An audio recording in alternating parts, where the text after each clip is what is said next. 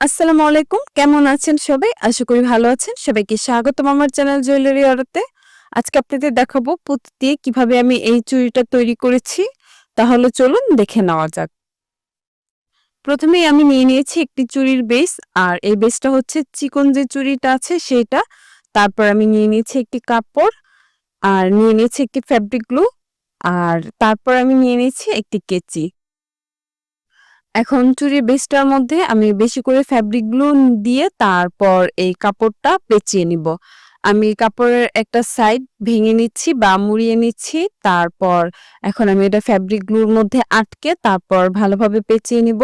আর চুড়ির বেসের মধ্যে কাপড়টা যখন পেঁচাবেন অবশ্যই কাপড়টা ভালোভাবে টান করে তারপর পেঁচাবেন। আর কোথাও যেন কুঁচকে না থাকে ওদিকেও লক্ষ্য রাখবেন। আমার কাপড়টা ভালোভাবে পেঁচিয়ে নেওয়া শেষ। এখন শেষে যে আরেক সাইডে ছিল কাপড়ের আমি ওই সাইডটাও ভালোভাবে মুড়িয়ে নিয়েছি। মুড়িয়ে নিয়ে তারপর এটা কিভাবে পেঁচিয়ে নিচ্ছি আপনি একটু ভিডিওতে ভালোভাবে লক্ষ্য করলে বুঝতে পারবেন। আমার পেঁচিয়ে নেওয়া শেষ। আমার কাপড়ের যে এক্সট্রা অংশ ছিল সেটা আমি একটি কেচির সাহায্যে কেটে নিয়েছি। তারপর আমি বেশি করে ফ্যাব্রিক গ্লু দিয়ে এখন চুড়ির বেসটার মধ্যে ভালোভাবে কাপড়টা আটকে নিচ্ছি। আর এখানে অবশ্যই বেশি করে ফ্যাব্রিক গ্লু দিয়ে তারপর আটকে নিবেন।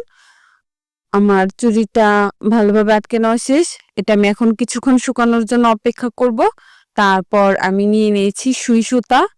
আমি কিভাবে সুতাটা এই কাপড়টার মধ্যে আটকে নিচ্ছি আপনারা একটু ভিডিওতে ভালোভাবে লক্ষ্য করলেই বুঝতে পারবেন। এটা বলে বোঝানোর মতন কিছুই নেই। আমার সুতাটা আটকে নেওয়া শেষ। এখন আমি সুই সুতাটা রেখে নিয়ে নিচ্ছি কিছু পুঁতি। প্রথমে আমি নিয়ে নিয়েছি কচু পাতা কালারের পুঁতি, তারপর আমি নিয়ে নিয়েছি নীল কালারের যে পুঁতি আছে সেই পুঁতি, তারপর নিয়ে নিয়েছি আমি হালকা গোলাপি কালারের পুঁতি, তারপর নিয়ে নিয়েছি হলুদ কালারের পুঁতি, আর নিয়ে নিয়েছি গাঢ় নীল কালারের পুঁতি, আর সবশেষে আমি নিয়ে নিয়েছি কমলা কালারের পুঁতি। এখানে আমি মোট ৬ কালারের পুঁতি নিয়েছি। তারপর আমি সুই সুতার মধ্যে আমি এই পুঁতিগুলো আটকে নিব। আপনারা চাইলে এখানে অন্যান্য কালারেরও পুঁতি এড করতে পারেন বা পুরো এক কালার দিয়েও এই চুড়িটা তৈরি করতে পারেন। আমি এখানে ৬টা কালার দিব। আমার মনে হচ্ছিল একসাথে অনেকগুলো কালার দিলে চুড়িটা আরো বেশি ভালো লাগবে। আমি একটি মাল্টি কালারের পুঁতির চুড়ি তৈরি করতে চাচ্ছিলাম। আমি একেকটা পুঁতি দিয়ে প্রায় ৪ টার মতন প্যাচ দিব। আমি দেখে নিচ্ছিলাম যে এখানে কয়টা প্যাচ হয়েছে। এখানে মাত্র ৩ টা প্যাচ উঠেছে। তো আমার আরো একটা প্যাচ লাগবে। তো আমি আরো কিছু পুঁতি এখানে এড করে নিচ্ছিলাম।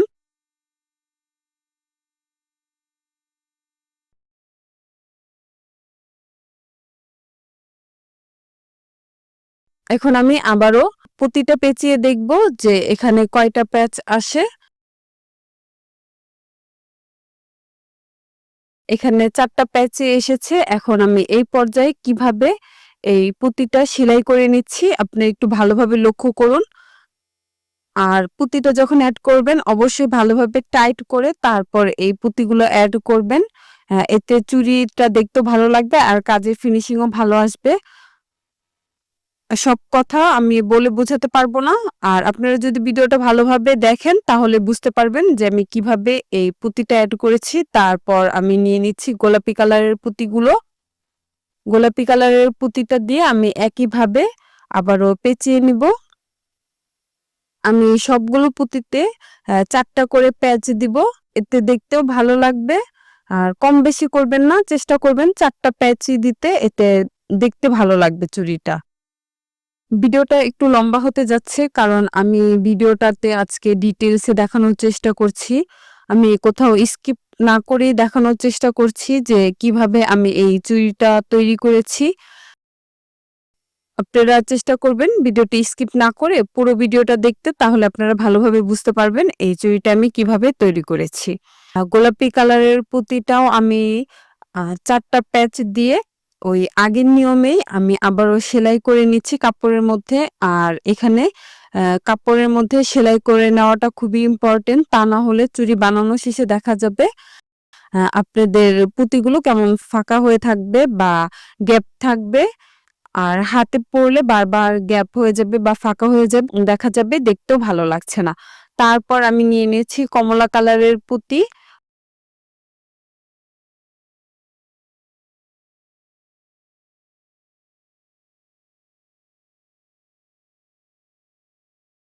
কমলা কালারের পুঁতিটাও আমি একইভাবে সেলাই করে নিয়েছি। তারপর আমি নিয়ে নিয়েছি হালকা সবুজ কালার বা টিয়া কালারটা। একই পদ্ধতিতে আমি এটাও পেঁচিয়ে নিচ্ছি। আর অবশ্যই যখনই সেলাই করবেন তখনই ভালোভাবে দেখে নিবেন পুঁতি পেঁচানোর পরে যেন মাঝে কোনো গ্যাপ না থাকে বা ফাঁকা অংশ না থাকে। আপনারা ভালোভাবে টাইট করে তারপর এই পুঁতিগুলো আটকাবেন, ভালোভাবে হাত দিয়ে ধরে তারপর পেঁচিয়ে নিবেন টাইট করে ধরে। যদি চুড়িটা ফাঁকা থাকে বা গ্যাপ থাকে পুঁতির সাইড দিয়ে, তাহলে চুড়িটা দেখতেও ভালো লাগবে না, আর পরলেও তেমন একটা সুন্দর লাগবে না। আপনাদের কাছে এই কালারের পুঁতিগুলো যদি না থাকে আপনারা অন্য কালারের পুঁতি দিয়েও তৈরি করবেন, কিন্তু আপনারা একটু কালার কম্বিনেশনটা দেখে নেবেন কোন কালারের সাথে কোন কালারের পুঁতিটা দিলে ভালো লাগবে। আপনাদের কাছে যেই কালারের পুঁতিগুলো দিয়ে চুড়িটা তৈরি করলে ভালো লাগবে আপনারা চাইলে সেই কালারগুলো দিয়েই এই চুড়িটা তৈরি করে নিতে পারবেন।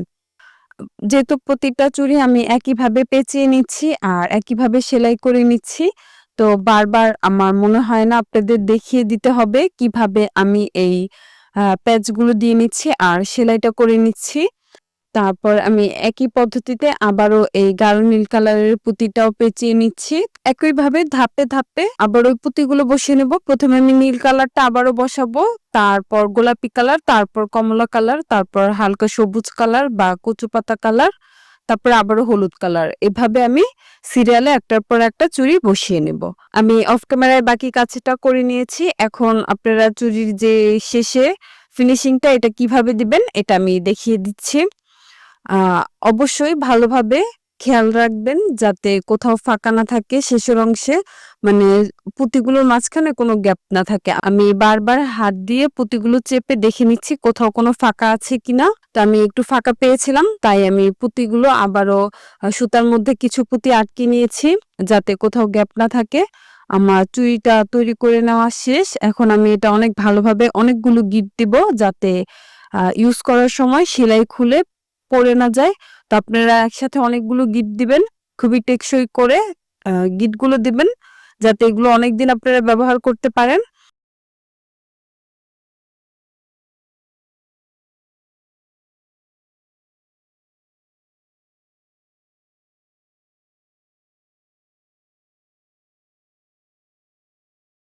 আর আমার ভিডিও রিলেটেড যদি আপনাদের কোনো প্রশ্ন থেকে থাকে অবশ্যই আমাকে কমেন্ট করে জানাতে ভুলবেন না। আমার ভিডিওটি কেমন লেগেছে অবশ্যই আমাকে কমেন্ট করে জানাবেন। আমার ভিডিওটি যদি আপনাদের ভালো লেগে থাকে অবশ্যই আমার চ্যানেলটি সাবস্ক্রাইব করবেন, পাশে থাকা বেল আইকনটি ক্লিক করে দিবেন। আর ভিডিওটি শেষ পর্যন্ত দেখার জন্য সবাইকে অসংখ্য ধন্যবাদ।